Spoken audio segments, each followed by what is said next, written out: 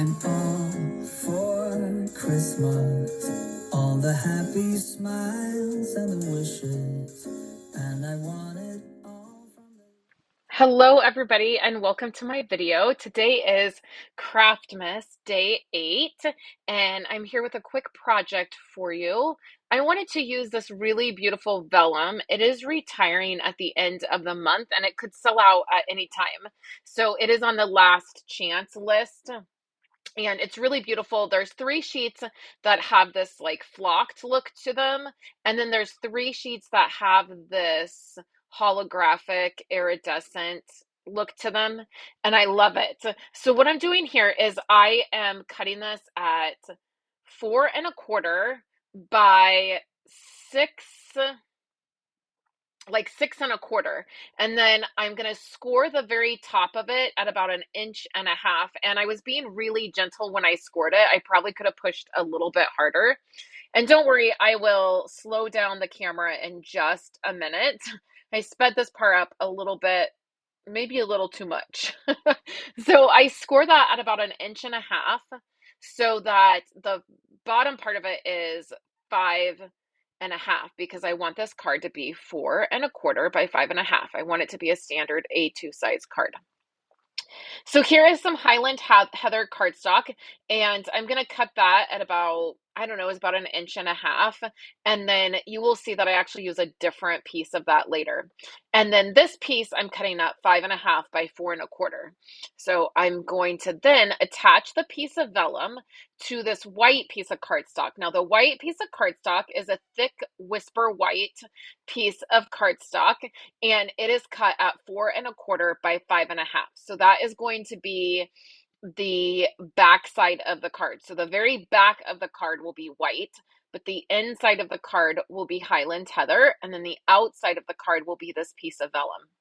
Now I end up trimming things a little bit down later on. I think if I were to make this again, I would probably make it a little bit wider, knowing that I was going to shave a few like slivers off each edge. So when we get there, I'll explain what I mean. So if you want to make this, maybe watch this video all the way through before you make it so you can make that decision.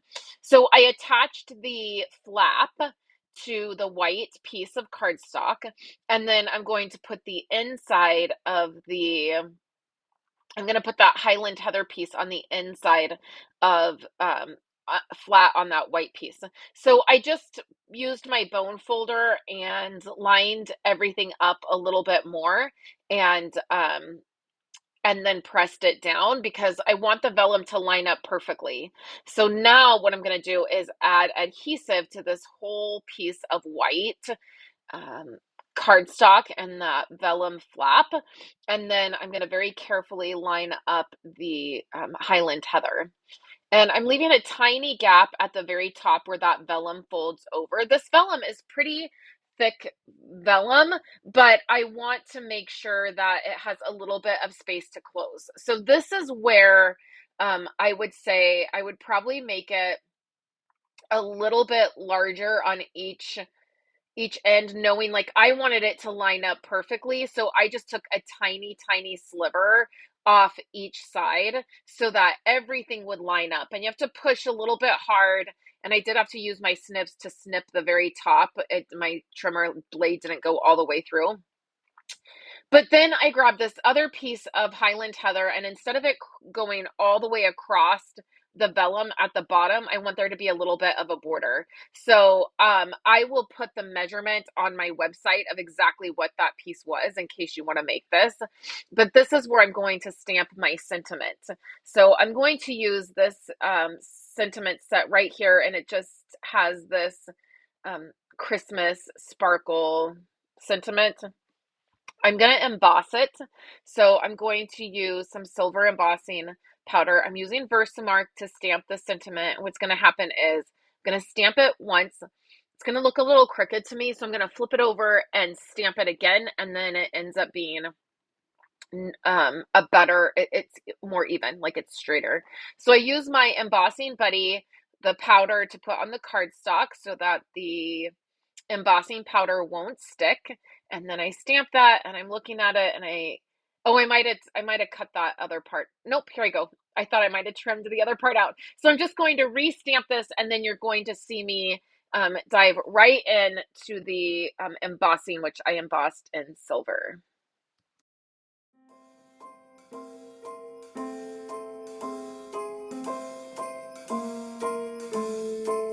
Well, I'm all for Christmas, all the happy smiles and the wishes, and I want it all from the lights to the mistletoe. Tell me one thing, is there anything that you're missing? I will keep you warm as soon as you remove that snow. So after I embossed that in silver, and I used Brutus Monroe sterling silver, it has a little bit of a sparkle in that silver, and there goes my camera again, shaking like crazy. I just forget and I get going in this new way that I'm filming and doing voiceovers. I just forget to check the camera because I just turn it on and I go to town crafting. So I apologize about that. So that is sterling silver Brutus Monroe embossing powder, and has a little bit of sparkle to it. So I thought that that would be good. And then I want foam on the back of this, but I want foam from edge to edge because putting this on the vellum, I want to make sure that the cardstock doesn't curl or not have enough to flatten it. The vellum is really heavy vellum. It's a good heavy vellum, the Snowflake vellum, but still, I just want to make sure that this piece that's going on the bottom is going to be a little bit more sturdy, and that's the piece that people will open up the card with. So I just wanted to make sure there was enough foam. So I added foam all to the back of that, and you see that little bit of sparkle in the sentiment. I'm going to line that up on the bottom portion right here and add that. So then the next thing that I'm going to, so you can see it opens right here, and then you could add something in the inside if you wanted a stamp inside, you could do that. So what I thought I would do here is I was going to, this is an old snowflake die, and it just has these really beautiful snowflakes. And I used this glimmer paper that is on the clearance rack. So this current glimmer paper that I am using is on the clearance rack. When I looked right before I posted the video, it was still available. So if you want to get this beautiful glimmer paper, now is the time to do it. It's on the clearance rack.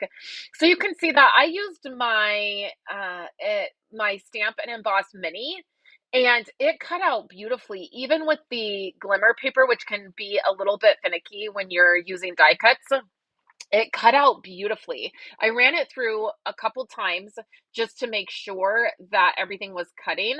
And then for the pieces that needed to be poked out, I actually did that from the back of the glimmer paper. If you're looking directly at the glimmer paper, it can be hard to see all of the pieces that need to be punched out.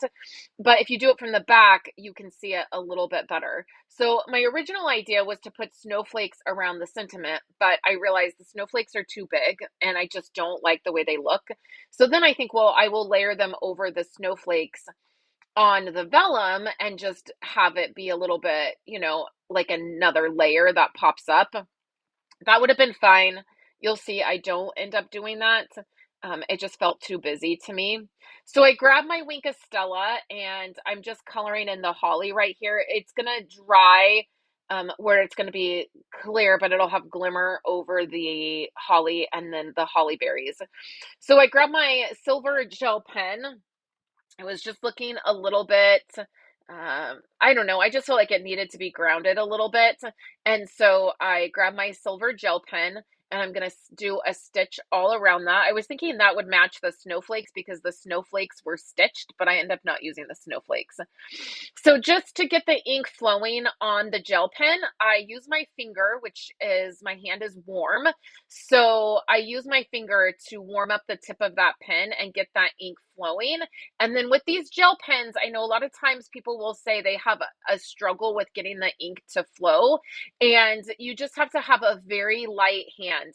The pen itself has a ball at the end of the pen, and that is what allows the ink to flow or not flow. And if you press really hard, it basically clogs the pen. So when I learned that and realized that if I just have a light hand with it, the ink flows really well. So here I'm still trying to mess around with these snowflakes and make them work, but in the end you're going to see that I just set them on my desk and I will use them for something else, my December daily or something. They just would not work on this card even though I really loved them on here. And I really wanted all of that holographic beautiful, like the beautiful part of that snowflake, of those snowflakes, to really shine and you really be able to tell that they're beautiful. Then I thought about putting it inside, but I just scrapped the whole idea and I'm like, okay, just forget it. So you can see that it stands up right there. It is delicate because it's vellum, but it's not so delicate that it's not going to stand, or people opening and closing it, it's not going to cause it to rip or break or anything like that. So I grabbed my favorite sequins. These are by Doris. They are the iridescent. They are in the 8mm and the 5mm. I get both and I just mix them together. I keep a little spoon in my really large container I keep them in, so I can just scoop them out. And then I'm using some liquid glue. I'm going to just pick those up with my X-Acto knife and then add them to the card. And this was all I ended up doing. It ended up looking really pretty. I thought about adding some ribbon, some silver ribbon, but in the end, I just really want those snowflakes to shine. So I hope you enjoyed seeing this video. If you want to pick up that vellum or the glimmer paper, now is the time to do that. And I will be back tomorrow for Craftmas Day 9. I hope that you're all enjoying Craftmas. Check out the video description below for any others who are joining me this month. Have a wonderful day, everyone.